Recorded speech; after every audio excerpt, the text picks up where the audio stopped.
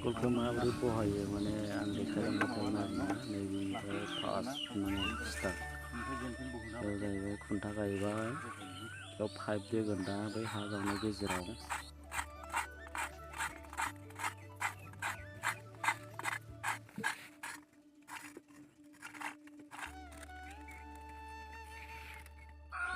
बे जाहैबाय पाइप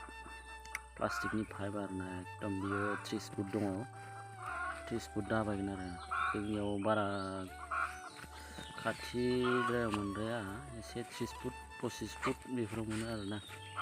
बेलेग जायगायाव थौलेन 10 फुटफ्राव मोनलाबायो आरो बेलेग जायगायाव 100 फुट गाहाम नैबे जाहैबाय बेजों वासार सोनानै दै बोखोग्रा आरोना नैबे जाहैबाय हेन्देल नारग्रा औवानिसो बानायगोन लहानि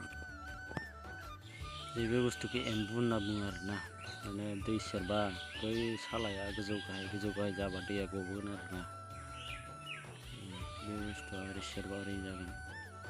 हगारना होबा गाहाय जासिगोन ओरै गोजौ गाहाय जाबाय थागोन आरोना सेरबा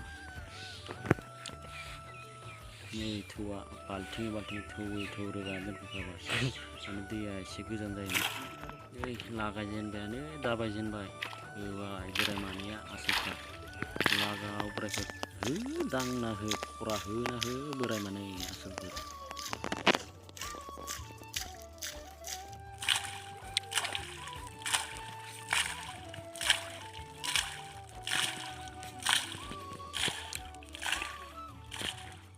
जाबाय दाबायखांबाय 30 फुट गोथौ दाबायखांबाय पाइपखौ बख'बाय दानिया प्लास्टिकनि पाइपखौ सोसिगोन आरोना बेवहाय आं गायनासो होदों होनलाय नैबे पाइप प्लास्टिकनि पाइपखौ 30 फुट बेयो 30 फुट गोलाव बेयावनो माने फिल्टारखौ 100 प्लेटजों हाफ्लंनानै बानायखानाय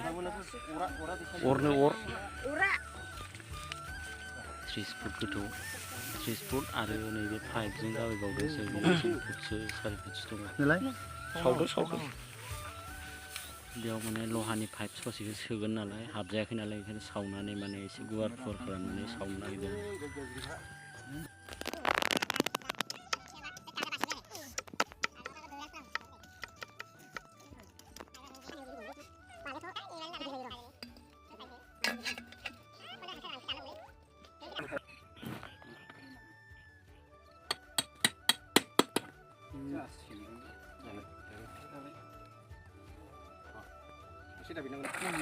मिशन सक्सेस दै गबाय जाबाय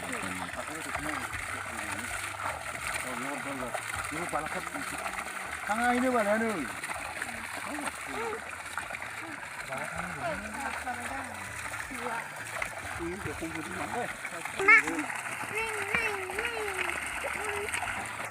दानि बुरिया जानानैल' फैबाय साला आंनो जे लाबोनांगौ बेखौ ओरैनो गैया साला